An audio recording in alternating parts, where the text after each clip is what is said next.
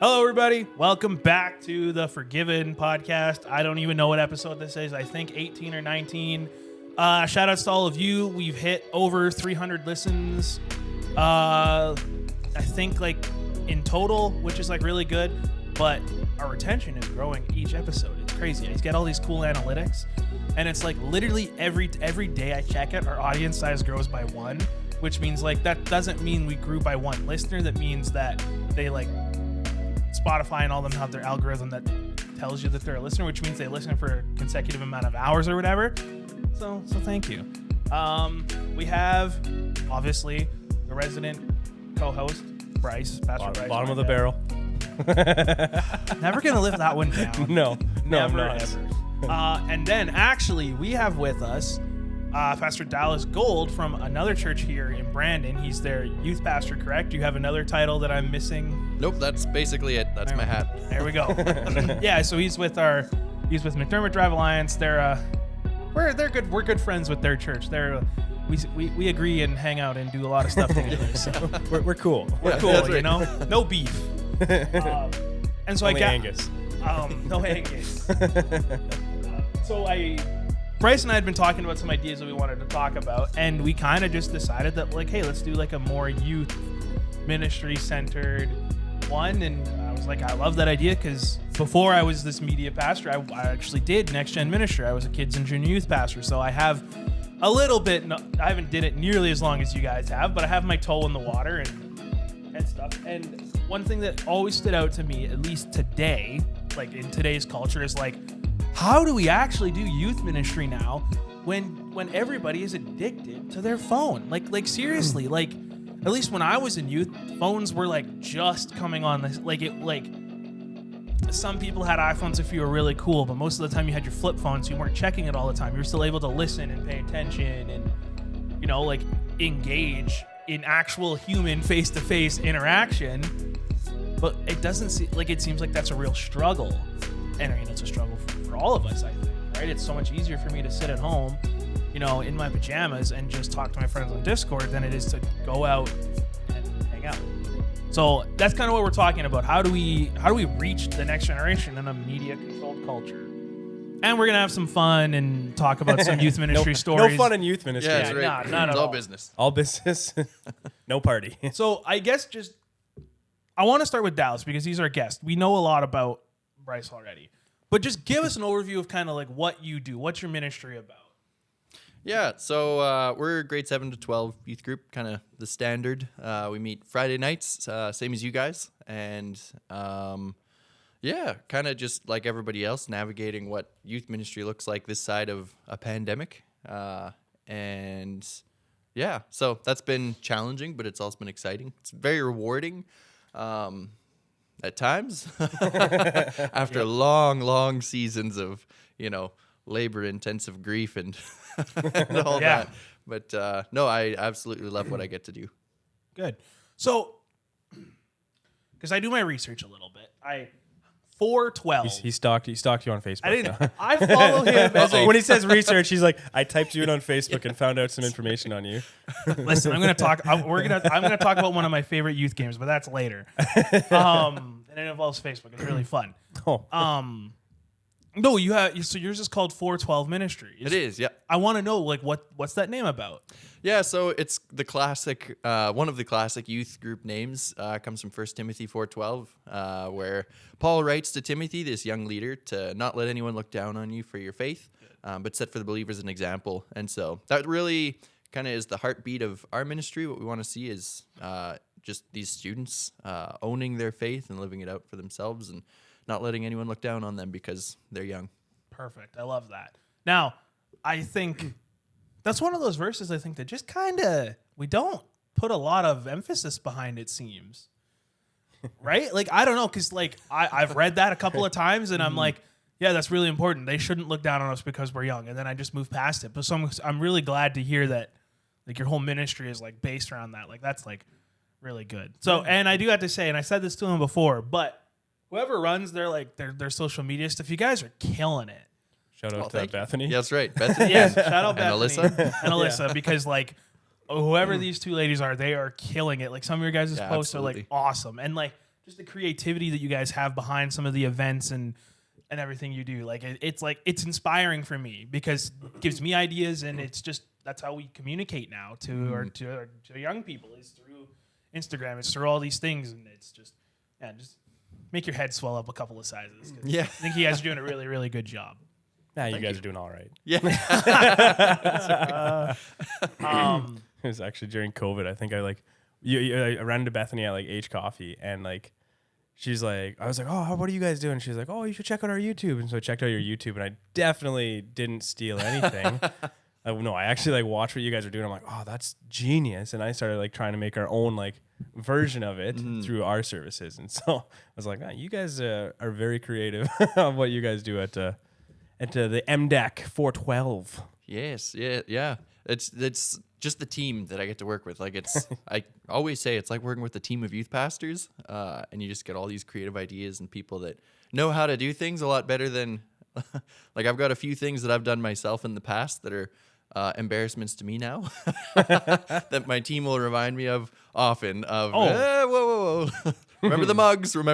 Hey, listen, you need those. Like you do. You need those things. Like I look back and I feel like we're missing a story about mugs here. hey, maybe That's okay, it's not. we'll talk about. Listen, he's the guest, Bryce. Okay, sorry. we berate them once they're comfortable. Oh, yes, not yes, in the sorry, first sorry. 5 minutes. We want to have him back. No, that's right. Sorry. So we're going to touch on some more youth ministry specific like stories and fun because that's just what youth ministry is. But I want to get back to at least talking about the topic of youth ministry in this content obsessed world. And I mean, COVID did not help in any way. In fact, I think it actually inhibited more of the habits that students have of like spending more time on their phone and everything. Like, because that was the only way they could hang out. So now it's really hard to break that habit now. But I was doing some research and I read this article from the New York Times, and I was talking to Bryce about it yesterday. Man, this article was mind-blowing. I'm going to post a link to it in all the descriptions of this episode. Because I want you guys to read it because, I mean, I don't read a ton of like pop culture media stuff. I just don't because I just spend my time reading other proper third-party reviewed sources. But I trust the New York Times. And what they did was they interviewed 300 students, all ranging from like, I think it was like age like 13 to like 19. So like just entering high school or junior high to just graduating. And they weren't asking them necessarily how much time they spend on their phones, but they're trying to get to the core of like what the problem was about spending this much time on your phone or screen time in general. And now this interview or whatever research data was all collected in February 2020. So like heart of like COVID kind of thing. So it's like the numbers are obviously like inflated because everybody was forced to be on their phones and everything like that. So we take it with a bit of a grain of salt in terms of like, it's probably not exactly,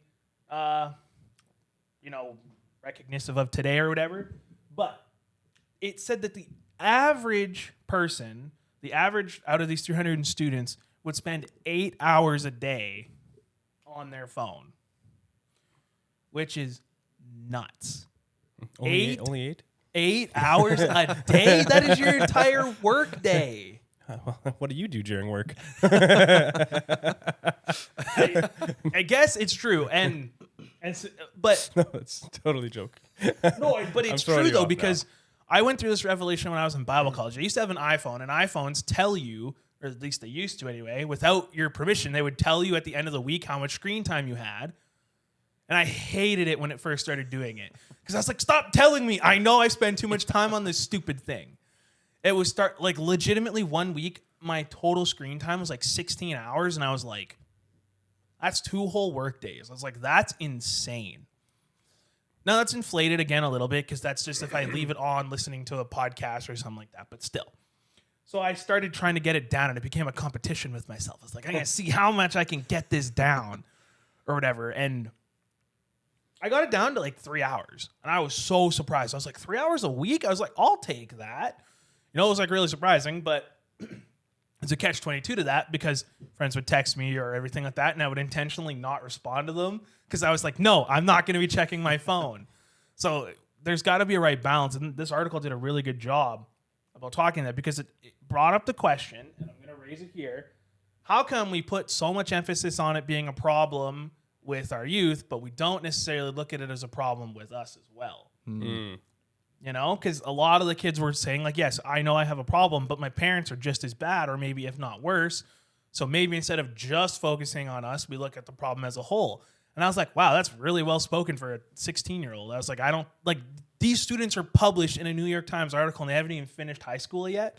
I'm like, well, that looks great on your college application. You're a New York Times published writer. Like, come on. But what do we think about that? Like, just some broad over ideas of, like, is this true? Do we actually think students are spending that much time? Is that what you guys have seen in your ministry? Is it really that much of a challenge? Or is this just maybe kind of at a broad stroke kind of thing? Yeah, I'd say absolutely.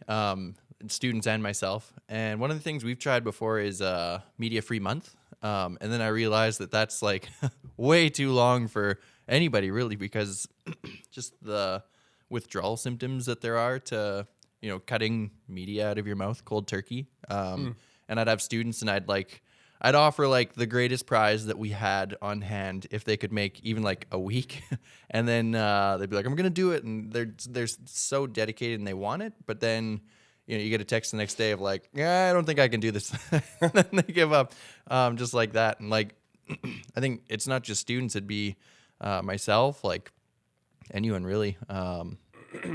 Yeah, there's, it's just, you definitely see that addiction component to phones and media and technology. Well, and I mean, we screen time is just like like phone usage is just the easiest because 99% of the world now has a cell phone. But it's true with like Netflix, games, like everything. Like, I'll be on. I mean, I talked about this on another episode of a podcast before, but I love playing video games, and I spend probably more time than I should. And I have to like recognize and pull myself back and be like, okay, that's enough. Go do something else. Go read. Go do something else. Go talk to another human being that in person, you know. So now, Bryce, what do you think though? Because I mean, you got a little bit of a sneak peek at this. Yeah. Well, I think when it comes to like the media consumption, I mean, I think I agree with like especially now that I'm my dad, I was like, the last thing I want is my boy Hudson to like look and be like, well, Dad, you're always on your phone when you're at home. And I'm like, oh, well, that would suck. But I have a hard time like putting my phone down. I have like that like withdrawal, like where it's like if I don't have it in my pocket, I'm like panicking. You get the ghost vibrates? I get the ghost vibrates. Like I definitely do. And it's like I have slowly weaned myself off of different social media platforms. Whereas like it started like with Snapchat. I was like, I can never get rid of it. Like literally, and I think this was now 3 years ago. I haven't had Snapchat for like 3.5 years. Good. And I was just like, well, I just need to get rid of it. It's no good for me. I'm checking it all the time. I know my friends. And that's why I was like, oh, I won't be able to connect with my friends. I won't be able to like, fill in the blank. And so like I put it off for so long. And then after I got rid of it, I was like, actually, I don't notice a difference. I'm still hanging out with my friends. They don't care that I'm not on Snapchat. And then I'm slowly weaning myself off of like Instagram. And the big one for me is actually Facebook. I don't know why. Maybe it's because it's the OG, like the original one. Oh yeah, for we me. grew up with. I was like, that's where my addiction started. Honestly, I think like my addiction started with Facebook because it'd be like come home after school and like it'd be MSN and Facebook. Whereas like you play Farmville on Facebook. Heck yeah. When they used to have like the little mini games in like Facebook, and then you'd be chatting with your friends on MSN. And so it was like, but for me, it's like Facebook is that kryptonite for me. It's like, I want to get rid of it. It's the stupidest app ever. Like it really is meaningless now. Like it's actually like, there's not a lot of great things. But I have a hard time letting that go. So it's like me as a 26-year-old, if I struggle, and a pastor is like, I'm supposed to be the one that is able to like, teach these things. And I've told students like, yeah, maybe not have as much time on their phone, right? But I need to also then like do it myself. Because if I'm not able to credit, like it's like, Paul says, imitate me as I imitate Christ. And I was like, if I'm to show them who Christ is and like these things are flaws, it's like I myself need to be able to do that.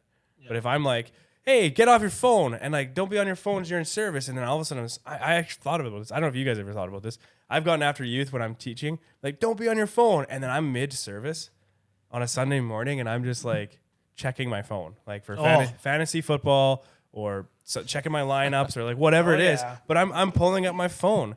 And then I'm immediately like, I'm a hypocrite. I was like, and then the youth, the youth are watching you. You know they're looking and be like, well, he's on his phone. Or like, yeah, there's so many different things like that where I've realized like, I'm a hypocrite when it comes to social media. Hi, my name is Bryce, and I'm a social media hypocrite. Hi, Bryce. Well, yeah. I'm glad you got rid of Snapchat because Snapchat's of the devil. It's of the devil. No, just kidding. I just was that Bobby? What was it? What? It's one of like Adam Sandler's movie where like his mom's always like everything's of the devil. That's of the devil. Have you ever That's 8 Crazy Nights, I think. No. It's like he's a football player. It's Waterboy. It is Waterboy. Yeah, you're right. It is. Mama, it's not of the devil. Yes, she's a really sweet lady. Yes. Hey, watch the copyright, bro. Oh, sorry. I just dinged us. It's right too there. accurate of it. Yeah, you're too good. Sorry, Adam. No. Yeah, like one of my biggest pet peeves, and it's one that I try so hard to reinforce with my volunteers. And my role right now is a little bit different because we hide away in a studio, so if people see us on our phones, it's not that big of a deal. And 9 times out of 10 on service days, if I'm checking my phone, it is to actually be like checking our live stream, checking the chat, like actually like working. But I do recognize that it sends a very specific message, even if people see that I'm on my phone and I'm only looking at the thing that's in the room with me, still sends a message. But I hate it. When I was at my first church, our tech booth was like right in the back, but it was right by the entrances, so everybody coming in and out would see. And I had a great team of volunteers. Love them all to death. But they'd be on their phones as like people are preaching and all these stuff. And people would go into the bathroom or like whatever, and they'd see them on their phones. And I was like, oh, please stop. I was like, if you're gonna go on your phone, I don't care if you're on it. Like, whatever. You're an adult. I'm not gonna tell you what to do. I was like, go to the bathroom, go into the foyer. Just don't do it as a volunteer where people can see. That's why all the youth leave during service. They just want to go check. They just want to go check their phones. Like it's just like one of those things where like the worst is like, and I had to get after some people. It's like they'd be like doing slides or lights or something like that, and they'd be checking their phone in the middle of like worship or something. And then they'd be like, they'll miss a cue or they'll miss that. And I'm like, because they know what they're doing. And I was like, I hate to be the bad guy, but I was like, hey, like you're going to you have to put your phone down, you know? And I was like, obviously there's exceptions to the rule and all that stuff, but it just irked me so much when I would see like my volunteers like doing it. I was like, come on, you know? And like, I also did it though. I'd be sitting in the back and we'd have like, guest speakers or whatever, and sometimes we'd have like 45-minute sermons and all this stuff, and that's way too long. Don't ever preach for 45 minutes. But like I'd be sitting back there playing Clash of Clans, and then I look and I'm like, I'm no better than them. So it's like I understand, Bryce, where you're coming from in that regard. You know, like it's tough, it's hard when they make these little computers so addicting and easy and everything like that. If you guys, maybe a little off topic, and then we can get back on topic. Have you guys heard the theory now that the human body has actually changed because of like our cell phone and media consumption? So there's Simon Sinek. He's a pretty famous, like some of us probably know Simon Sinek. He's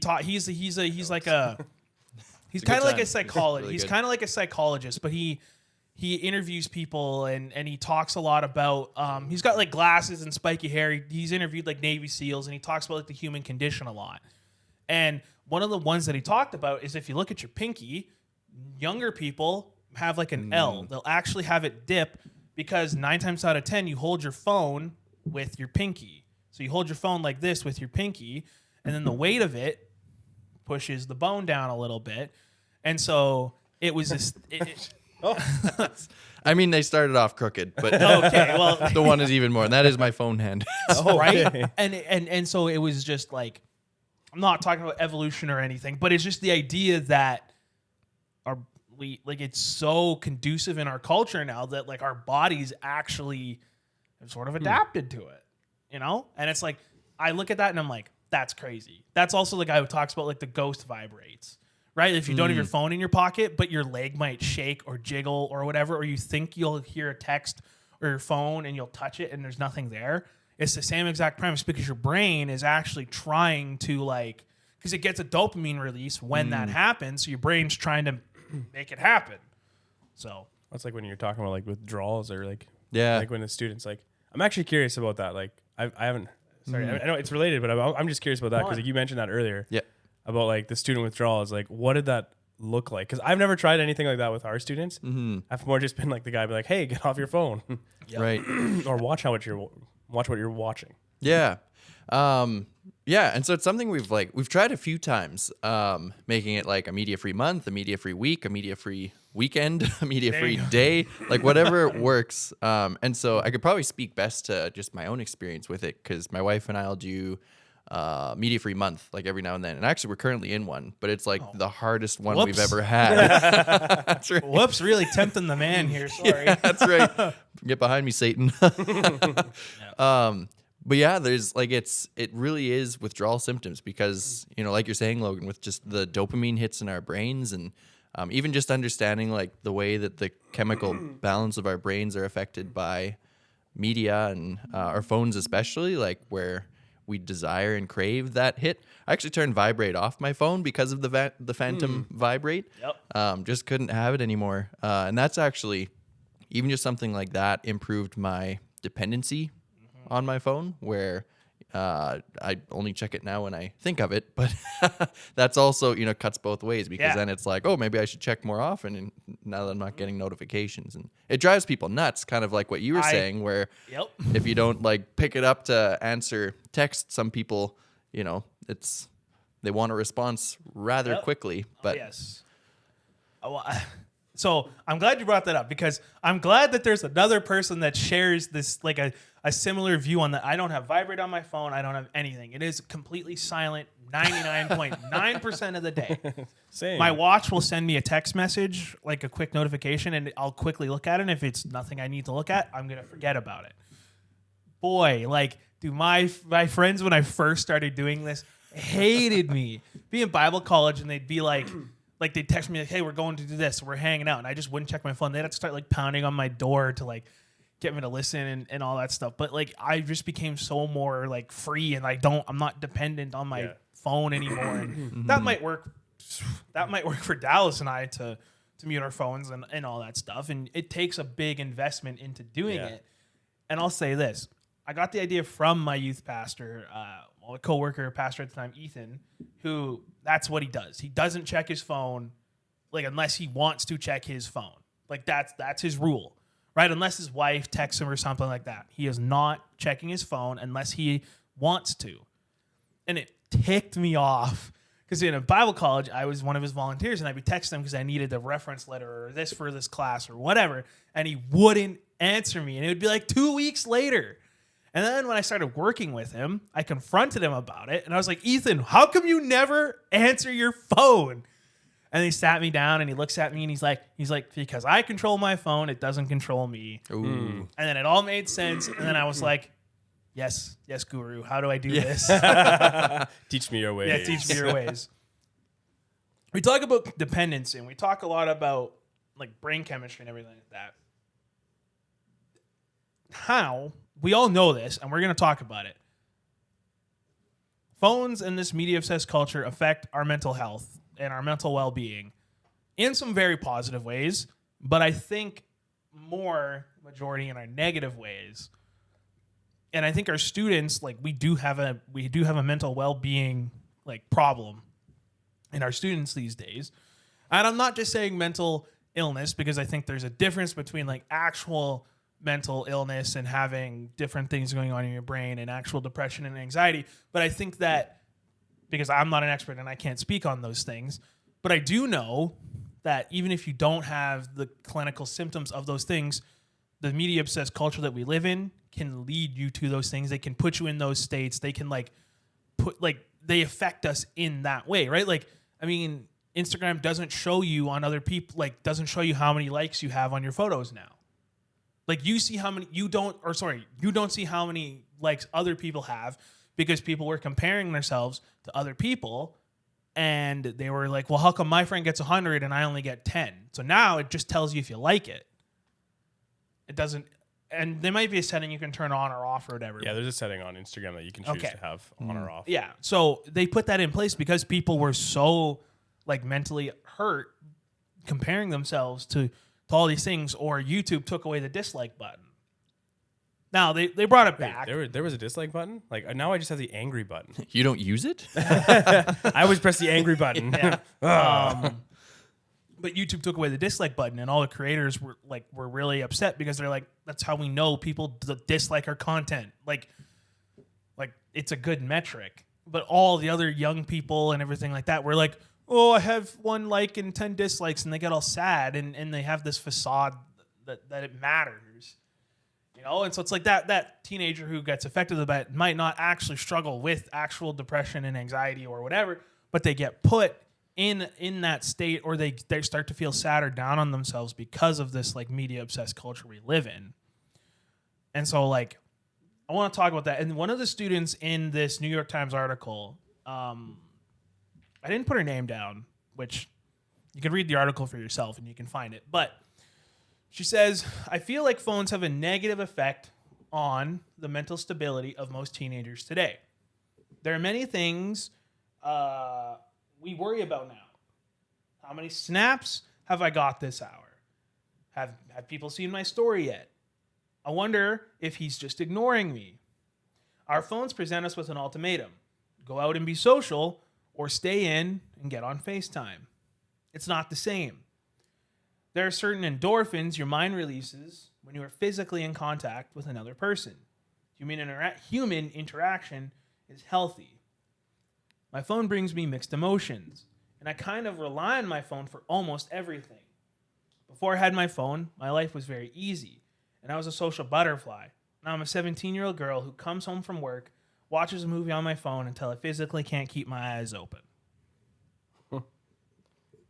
I teared up when I read that the first time because I think that's true, right? This person is so numb to real human interaction because she feels that she can get it on FaceTime or this or that or like whatever. And I'm not a youth pastor anymore. So I was in 2018, 2019. So 3 years have passed and a lot changed in those 3 years and everything. So how do we handle the mental health and the mental well-being side of media consumption in our youth today? Like, how do we do that? Yeah, well, like how do you approach it? I know you've already said like you do like the one challenge them to do something like right. Yeah, I actually am curious because like you come up with some really smart ideas to do stuff. Like I've stolen a couple of them over the years. So yeah, and I think one of the pieces that I'm really thankful for that like psychologists are talking about more now is just fundamental like listen to your body. So things like noticing when we're tired. They also say like if you're watching a movie and eating that you're not listening to your body because you're listening to your show, so you'll eat more than your body needs in that. And so it's like the successful media free months that I have had, and I not just keep coming back to that as my soapbox, but it's a great idea though. It's like by the end of those months, withdrawal symptoms are gone. Actually, by the end of like the first week, my wife and I find that's usually when we're like, okay, like I feel like I'm not really like looking to break the rules anymore about like, how can I get that media hit? And after that first week, like creativity just spikes between us. Like we'll pick up different hobbies. We'll get outside more, spend more time with each other, play board games together, and listen to our bodies more. Like the very first thing that we realize when we start these media free months where like we cut everything cold turkey is we are tired. And so it's like 8 o'clock, 8:30 rolls around. It's like, well, time to hit the hay because we are tired. And I think that's a big piece of the crisis that we see in students right now, because with all the distraction, nobody knows how tired they actually are. And it's kind of like Jim Carrey said once, depressed is deep rest. And it's a need for your body to slow down, to get that deep rest, to unplug from everything. Just give yourself enough time to recharge and recoup. And I think there's something to that. Not that that's all depression, but definitely the common depression that we all experience at some point or another, I think could be attributed to that. That's really good. Jim Carrey, very smart man. Yeah, who knew? Just kidding. he Smart really but is. wonky. He really is. At times. Now, I have a question. Is this media consumption thing, is this a new form of idolatry? I've always wondered that, and I've been thinking about it, because we are still a church, so we should probably, we mentioned scripture a little bit, but I was like, normally I have a whole section on reading the Bible, but I was like, I couldn't think, like, the Bible doesn't, this is unprecedented almost. And the only thing that I could link it to was idolatry or time management, kind of. I was like, I don't know how to link this to something biblical, because back in Jesus' time, they didn't have an overwhelming amount of media to consume. They were lucky to have anything. So Yeah. I don't know. To me, I think it is. And I don't have an answer to this question. This isn't one that I'm lobbing a softball for. Like, I am genuinely just wondering, do we think, like, is this a new form of idolatry? Let us know in the comments too what you guys think. I think it could be almost like identified as like the big distraction. Like, I think the enemy can use it. I mean, media can be used in a really effective way for ministry and not a form of idolatry, where people are actually like, I mean, we were talking yesterday, there's so many Christian YouTube content creators out there that it's like they're creating good quality content that is still good for Christians, but also is like, we might now on our part, we need to own up to the parts that we need to. But so I don't know, it's a slippery slope to say it is idolatry completely, but I think it's the same thing as like, if it becomes an idol in your life, it's like sports aren't necessarily an idolatry. Like I use that as because that's one of my best illustrations. But in my life, at one point, sports became an idol in my life, where God actually pointed that out. Holy Spirit revealed that to me, and he was like, "Hey, Bryce, you need to take a step back and feast your eyes on me, and not just on there," because my identity became about sports. And I think sometimes, even in our culture, I think youth, myself, the reason why it's so hard to get rid of social media or something is because it's almost part of us, right? It's almost like we bring that on ourselves. And like, if I don't have my phone, I'm missing part of myself. Yeah. If I don't have Netflix, I'm missing part of it. And so it's like, it becomes part of our identity and part of our identity in our culture that is like, I don't want to get rid of it. And so I think at that point, if that is where you are at, it might be verging on a form of idolatry, because now you are taking on this identity that isn't God. And so it's like I said, it's like, I think it's just a slippery slope. You got to be careful with what it is, but to call it directly idolatry, like blanket statement, I think that'd be too broad of an assessment, where I think like to look at it more as like, I think you have to assess yourself to see if it is idolatry, right? Because it's like some people will play sports and they're actually praising God and they're bringing so much more glory to God through it, and it's not an idol in their life. They're still going to church. They're being part of their they have that identity in Christ first. Yeah. But then when it comes to media, same thing. There's people that will watch one or two videos and then they'll go pray, or they'll watch a sermon, right? And then they'll go and pray about that, and they'll actually engage with the Lord. But if you're continuously scrolling and not engaging, I would say then that has become borderline your God and not Yahweh. Yeah. Absolutely. Yeah, it's very much like you were saying earlier with, I think it was a pastor that you worked with who said Ethan. Yeah, Pastor Ethan. his phone doesn't control him, but he controls his phone. Yeah. And I think like you're saying, Bryce, like it's that question of who's the master of my life and who am I working for? And you think of like when Jesus talked in Matthew 6 about not being able to serve two masters. Yeah. You can either serve God or serve money. I think you know, it doesn't have to be specifically money, but it could be, you could attribute money to anything in your life that you're working for, slaving for, giving your life away for. Because I think anybody who finds himself in the midst of like a social media addiction or any kind of media addiction or any addiction for that matter would realize that, oh, this has become a master of my life now. Yeah. And it's that heart level check of who or what am I living for? Yeah. That's good. I think as soon as you said the master part, I thought I really agree with that. Like, I think that's a great way of putting it. Rather than like idolatry, is it mastering over you? Are you a slave? Because we're not called to go back into slavery. Paul says we've been freed of being slaves And so why would we go back in? And so the same thing I think in this way was like, we're not called to be slaves. We're called to rule over. We're a part of the kingdom, right? Absolutely. And so it's like we have authority over what we do with media.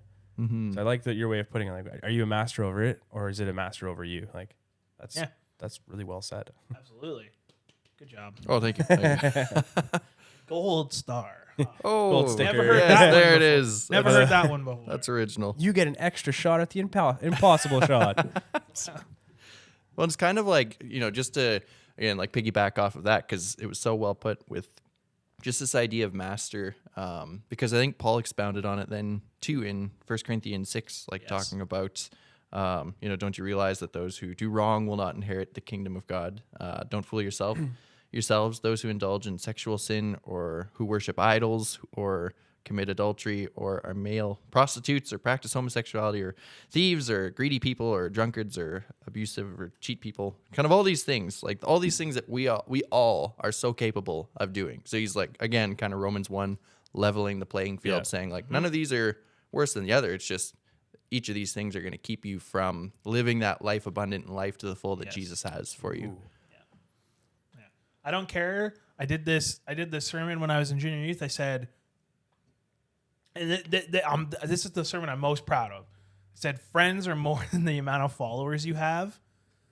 And it was the idea that, sorry, it doesn't matter how much you talk about your religion on Instagram or all these things, that is not getting you into heaven. I was like, I'm sorry. Doesn't matter how many verses you put in your bio or whatever. That's not what leads you to heaven. That's not what leads you to these things. Doesn't matter how many followers you have, yada, yada, yada. It's everything is on the level playing field, and the only thing that gets us there is that the relationship that we have with Christ, and only through him. Mm-hmm. And so it's like, I'm glad you guys brought that up, because I think that is really, really well put. And I think that matters for everybody at every generation. It doesn't matter. There is something that in this world that is so much easier for us to put ahead of our relationship with God. It's just the way our world is designed, right? Because we as humans aren't designed, like, we live in a broken world, and so it's so easy for us to find something else to put on top of our relationship with God, which is sad, but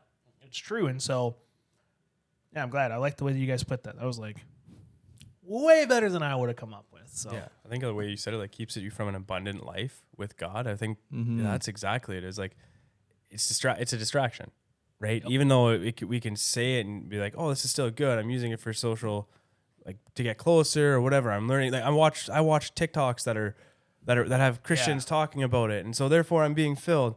But then it was like, what are you doing with that? Is it actually allowing you to become more abundant in the Word of God and become closer to His presence, or is it pulling you away from what? And it's trapping you in this little circle where you might actually be withdrawn from Him. Where and you're actually, it's almost the same thing living through your parents versus actually living through your own faith. Where it's like we live through our phones rather than actually, and so other people they were like, oh, but I watch these people.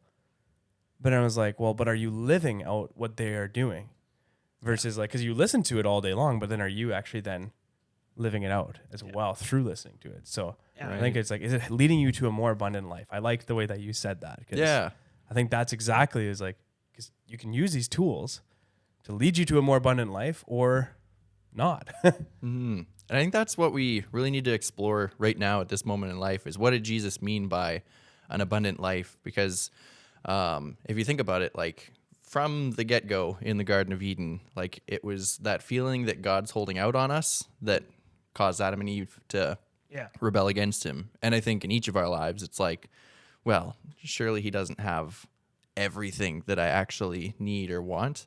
And I think the more we explore that no, Jesus came offering life abundant, like life in its fullest possible expression, the more we'll see how each of these, like, these things that we allow to distract us, how they actually hinder us instead of help us. Yeah, for sure. Like, absolutely. Take it from me. I spend a lot of time. I mean, my whole job is making posts and media and videos and everything like that. And my goal is to put as much good faith foundational stuff out there. But the goal isn't to just watch the video and be done. it's not just to read the post and be like, yeah, that was nice. No, should be a call to action. It should be like we are calling you to something more. It isn't just like whatever. It doesn't matter if I'm putting out this or that. It's you still need to take the step after to do something with it. My one of my mentors and youth leaders when I was just a teenager used to say, he used an analogy of like the human body. He's like, we're so good at eating. He's like, we just sit there and we just take all this food in and it's delicious and we love it and we enjoy it in the moment. But then he's like, and then we go lay on the couch. And he's like, then you're getting fat, and then your body's getting this, and you're losing all this. And he wasn't trying to make some health analogy or whatever. It wasn't that, but he was just saying, he's like, we take in all of this amazing stuff, but we don't do anything with it. You know, and so it's like, I don't care if your TikTok feed is only pastors. If you're not going out and doing something with it, then what's the point? If it's not leading you to an abundant life, if it's not leading you to a deeper relationship with Christ, if your students are listening to your messages or to your small groups or whatever, but they're not practicing it in school or they're not, practicing in our own life, then like, what does it matter, right? Like, we could preach all the sermons we want on a Sunday morning, but if people aren't applying that to their life throughout the week, what's the point? They're just getting fat. pH fat, not, But yeah. I don't know. I think that's another big challenge of like just navigating this like culture that we live in today, right? It is what it is. So it's like, how do we then call people to action? Like I think that's another big one. So I think that's partially how we get students want to be involved. They like to help. They like to have a purpose. They like to feel like they're a part of something. Our biggest turnouts when I was in some of our biggest turnouts were events that were like serving events.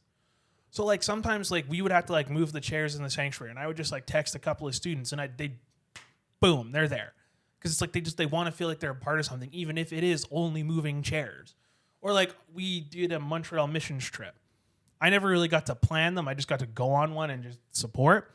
But we did like 30 students. We'd have to have like a cutoff date for registration because so many students wanted to go and like serve. And yeah, you're going to Montreal and stuff like that, so it's cool. But like so many students just chomping at the bit to go and help and to serve and all these things. Like they want to feel involved. They want to feel like they have a purpose. And so it's like, if we can take the energy that they have towards scrolling TikTok and somehow funnel it and apply it to like a mission, I think we'd have like greater success. I don't know.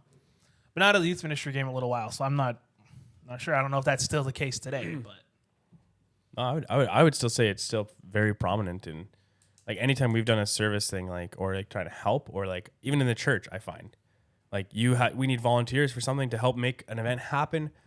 Boom, the church like steps up. They're like, yeah, I'm there. I'm going to help. I want to be there.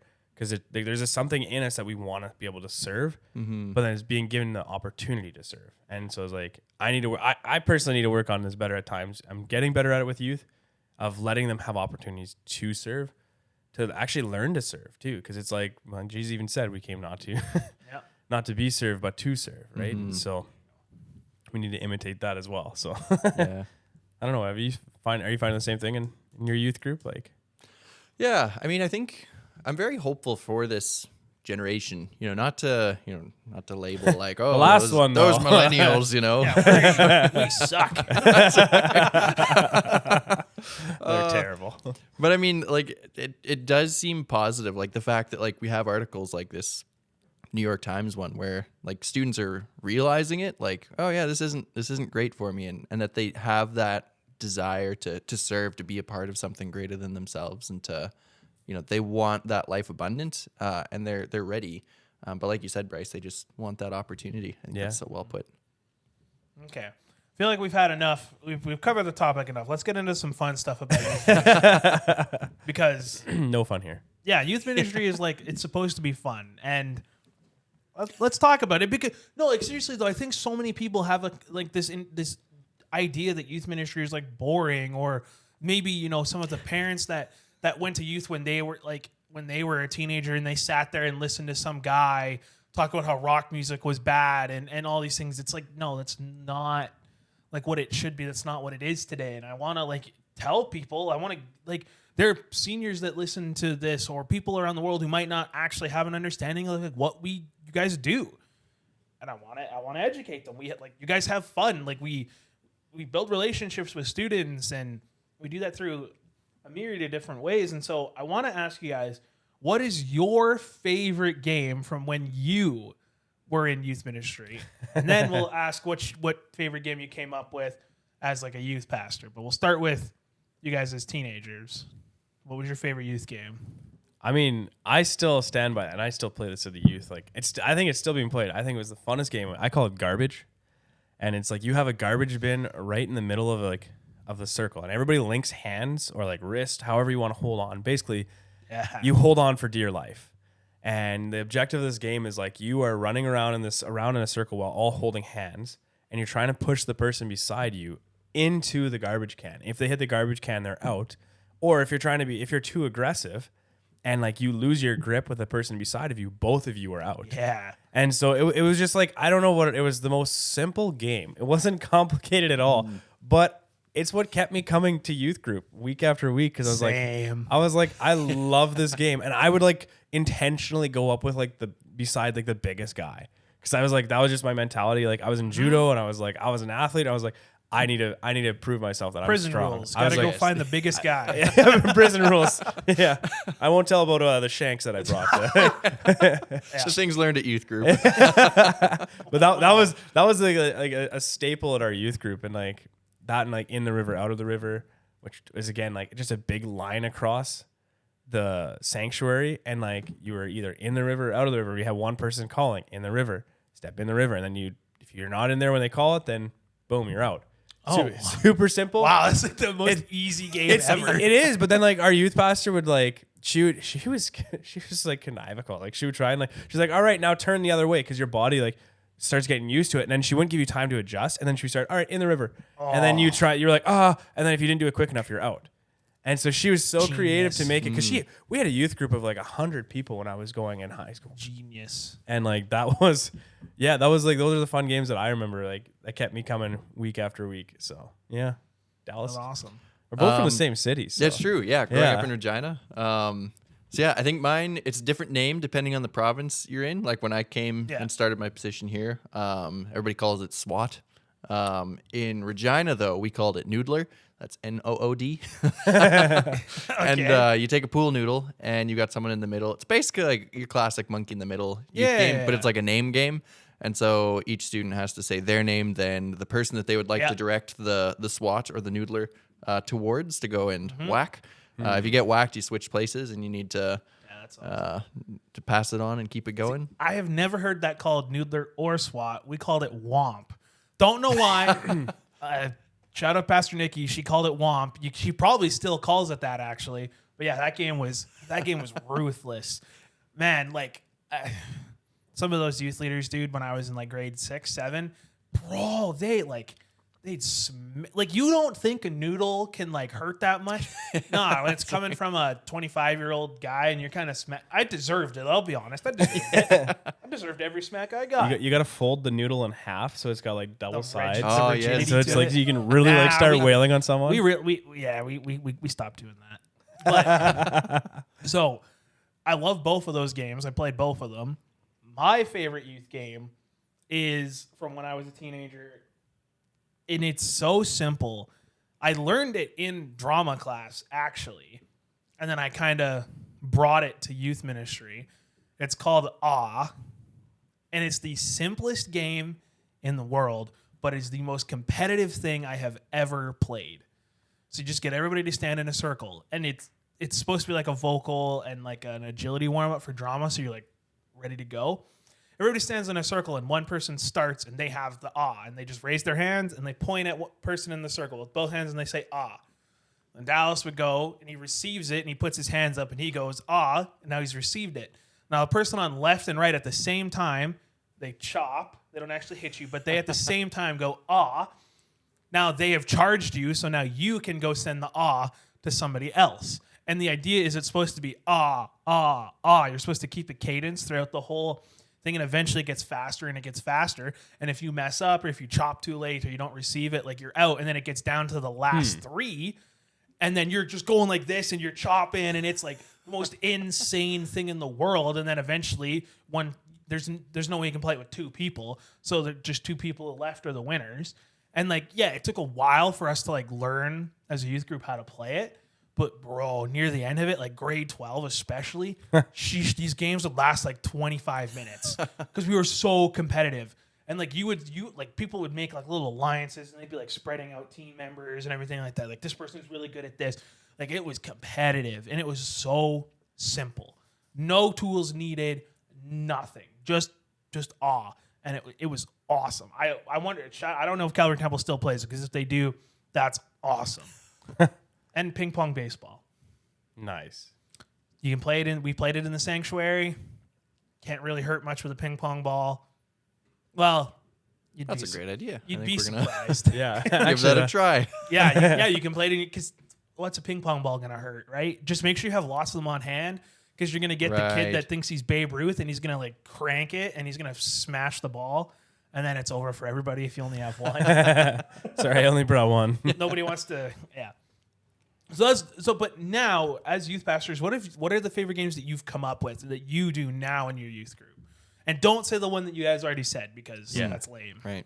Lame. Well, I didn't come up with this one. It's a shout out to Bethany, who's just a genius. It's called Death Ball, where you take an exercise ball, and it's again monkey in the middle, but with an exercise ball. So you can throw it, you can kick it, you can punch it, you can pick it up and like smack it against the person next to you to make them the last person to touch it, so that when the person in the middle gets it, then they're in. It's great. It's probably the game that we've seen the most like injuries from, which all good games have. So definitely Death Ball, number 1. That's so the point is to just not get hit with the ball. It's don't be the last one to touch it when the person in the middle gets the ball, because then you're the monkey in the middle. So is it just on a time then? Like, is it just like? It's kind of just Whatever somebody calls it. Yeah, exactly. Yeah, we just go until we feel like the person in the middle can be the winner as the loser. There you go. Okay. Man, there's so many different games, because like what I like to do is like I like to try and find like basic games that are played and then add a twist to them. Yep. But I don't know. There's two that I think of that we kind of created as a youth group that are like the most ridiculous games. Yes. This one's not like violent. We call it Phil. It's a pylon flipping league, and so Phil. Emphasis on the Phil. Anyways, they played it at the youth rally. I don't know when we did it up front. Like, so basically the objective of the game is you have a team of like 4 or 5 people, and you have pylons, like big orange pylons, and you have to try and first person flips it. It's like bottle flipping, but with pylons. And you have to try and flip it, and the first person's super easy. You just have to land it flat. The next person has to try and flip it and land it on top of the cone. Yeah, and then each person has to do that successfully. And if you don't do it there, you have to restart. And so the objective is to try and get every single person to flip it perfectly and land on it. And so this just came out of us randomly. It was like a power weekend, which was like a weekend for like the kids. And us as leaders were like, I don't know, we're bored. And we had pylons in front of us. We started flipping them, and we're like, huh. Then we started challenging each other, and we're like, we created a game out of it, and we called it Phil. Why is it called Phil? I don't know. It's the most ridiculous name. Doesn't make sense at all, but it was like, cool. And then the other game that we've kind of come up with is called Oatmeal Ball, which has nothing to do with oatmeal. But it was just like, I was like, I don't know what to call this game. And I asked the youth, and they're like, let's call it Oatmeal. It was like junior youth. And I was like, okay, perfect. So it's Oatmeal Ball. And basically we have like this big yoga ball, or like a bigger ball. And you go to the middle of the court, and you have 2 teams. It's kind of like handball, where you have pylons. And instead of nets, you have pylons in the middle. And like you have like a square that they can't enter in, besides 2 defenders like on your team are allowed in there. And you have to try and throw this big ball and hit the ball off of the pylon. We love pylons in our youth group, apparently. They're great. Invaluable resource. And basically, you have to try and throw it and hit that. And at the very start, before anything starts, we have everybody go across center line, look each other straight in the eyes, shake each other's hands, say, good luck, Jesus loves you. Nice. And then I throw the ball up and say, let's play oatmeal. And so it's like the most ridiculous game ever. But the youth, like at first, like they're like, I don't know, but then they just love it now. And I'm like, I don't know. It's one of those games where it's like I have no idea why they enjoy this, but it's a lot of fun. So I have two. One of them is super simple. Me and one of my best friends, Benjamin Potter, we were just volunteers, and Pastor Ethan's like, "You guys are in charge of games." Tells us like 2 weeks in advance. We're both busy college students. We totally forget. Night of comes, we have nothing. Not a thing. And he's like, hey, can you guys run out and get some supplies or something? We're like, yeah. We're at Pee Wee Mart. Okay, we're just looking through the aisles because we're like, we need something. We're in the clearance section, and there's a dictionary. 50 cents. We bought this dictionary for 50 cents. On the drive back, we came up with a game, the dictionary game. I know, a rare, very original title. And we just would take turns flipping to a random page, picking a word, and then two teams had to guess the best guess on what the word means. Loved it. I think they still play that to this day. And it was the most simple game ever. Okay. Now the other one, I guess it's a game, but it's also kind of an event. We were brainstorming. That's the word I was thinking of for just games, events, things we were gonna do. And randomly we just said fruit night. Didn't know what it was. Didn't have any clue.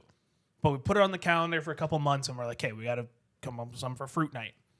You guys know like Gladiator, like where you wear like cardboard and you put eggs on people or whatever? Yeah, we did that, but with fruit.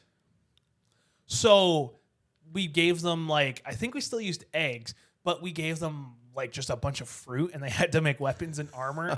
Awesome. Out of fruit. So like people are wearing like watermelon rinds on their arm and like all these. It was extremely expensive because like no we did it in the winter when fruit is like obviously at its highest price.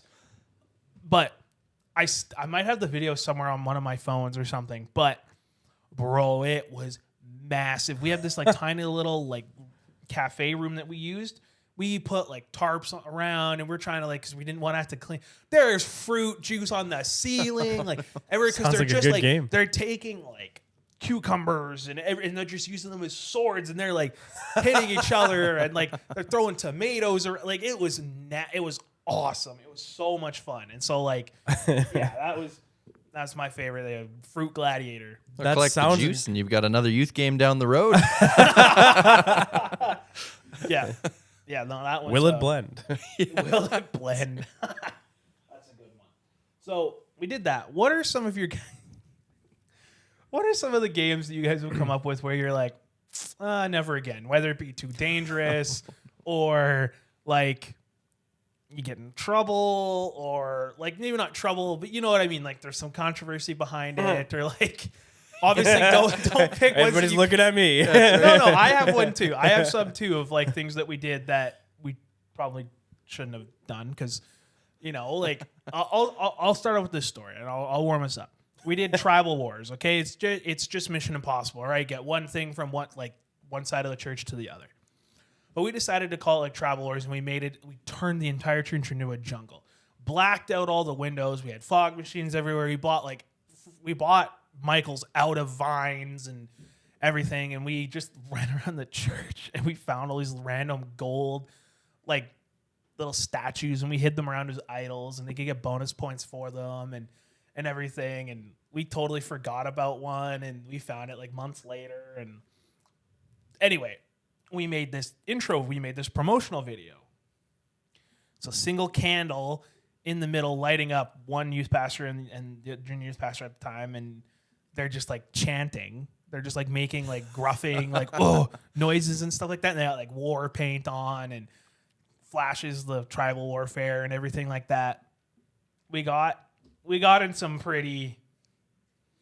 We definitely got an earful about that one. That's legendary. That sounds awesome. And the person, we didn't get an earful, but the person that was upset about it was just, they were upset because they felt like we were making a mockery of actual like tribes and stuff like that. And we apologized. Like, no, that was not the goal. Like, you know, like very respectful, but we definitely just, you know, definitely had to rethink that one real quick. We were like, let's maybe take that off Instagram because we don't want that to get all over the place. So that was one where we definitely like Yeah, we definitely, crossed a bit of a line. You don't ever mean to, but it was just like, that one probably didn't go so good. And you learn from it and you move on. But that one was still, I think, one of our most highest attended events ever. I hate dressing up. I hate doing anything like that. I just don't like it.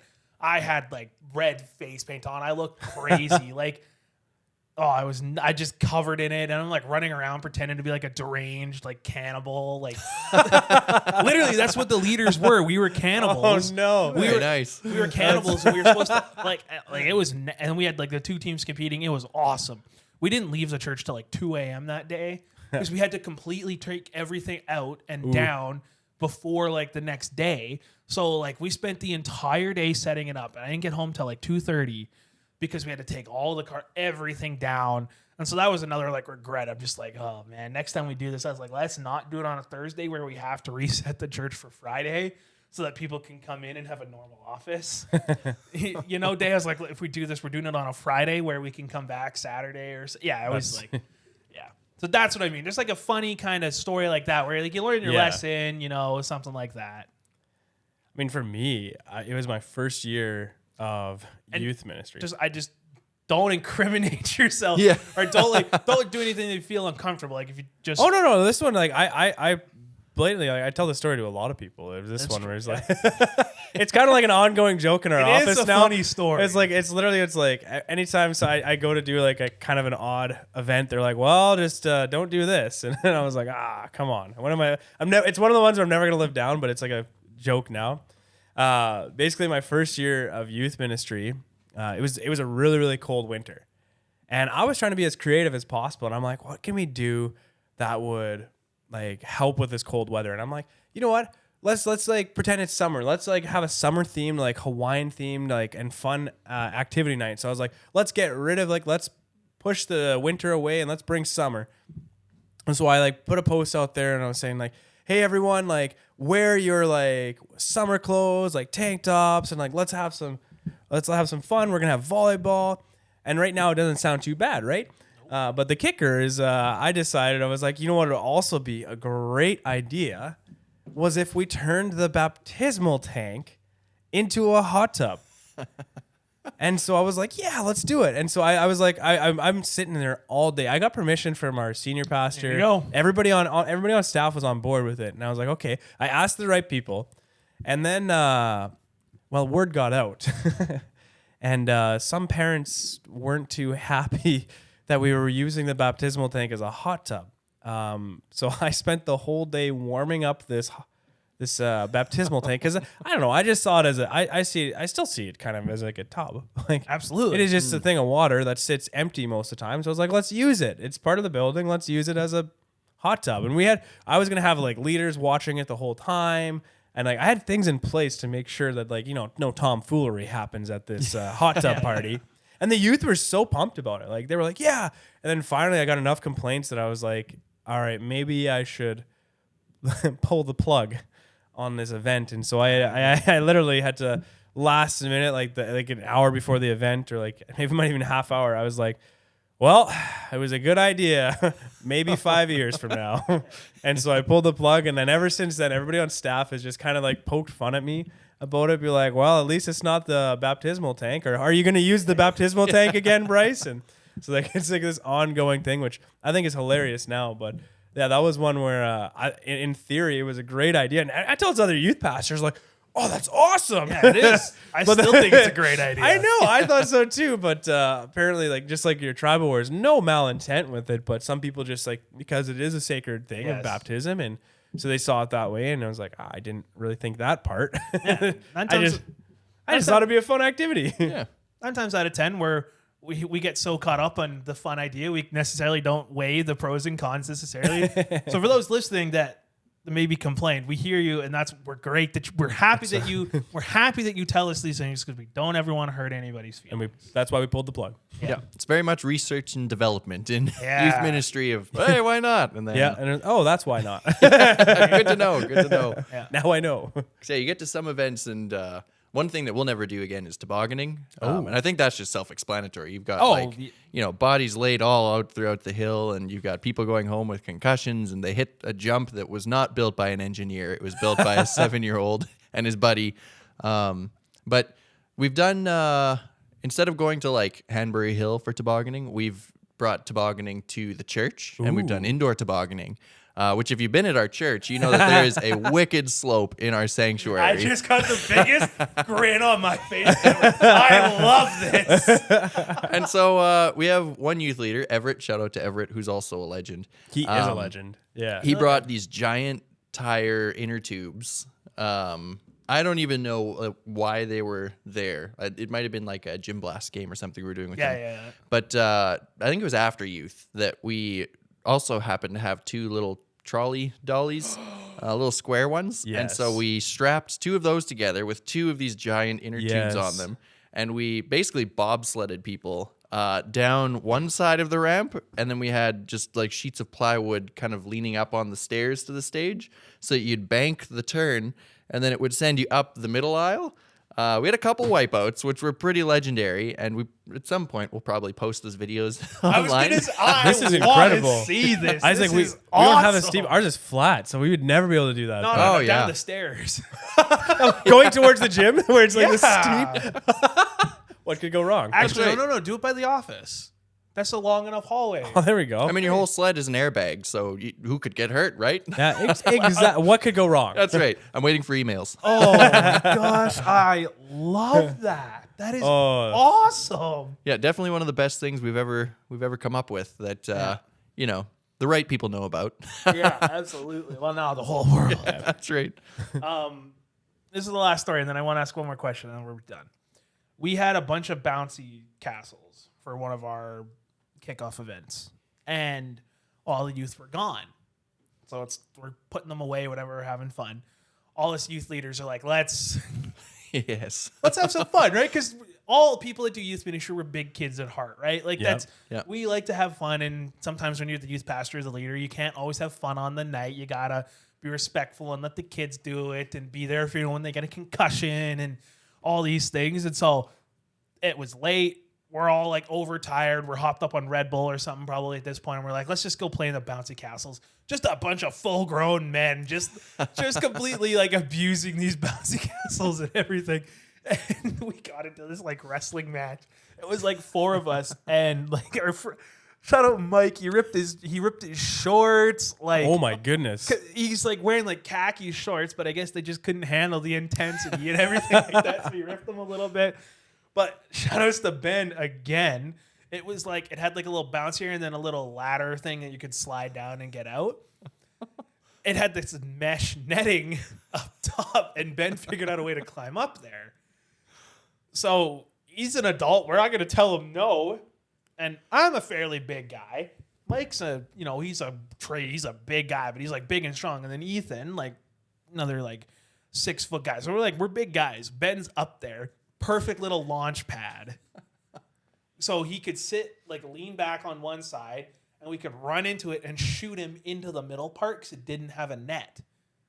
Oh my goodness. So we put it in the middle of the gym, put Ben up top, ran at him, sent him flying off this like.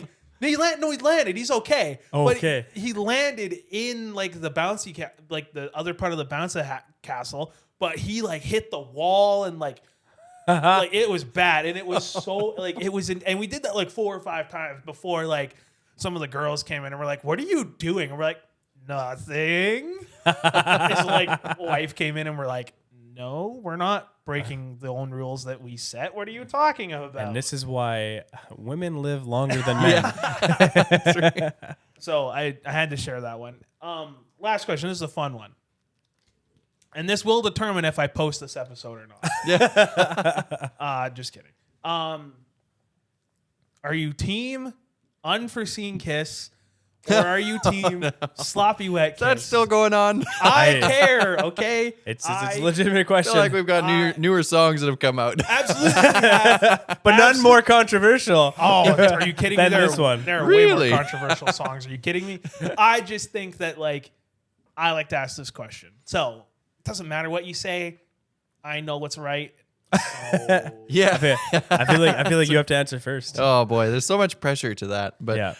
if I had to decide, Yeah, gun to your head, life or death. that's like, right. And I don't, I'm not gonna hard line either one, but I would lean towards sloppy wet kiss just because the right answer. It's like you think of like any kiss you've ever gotten from your grandmother or any like sweet, endearing person. It's always sloppy wet. Yes. Yes.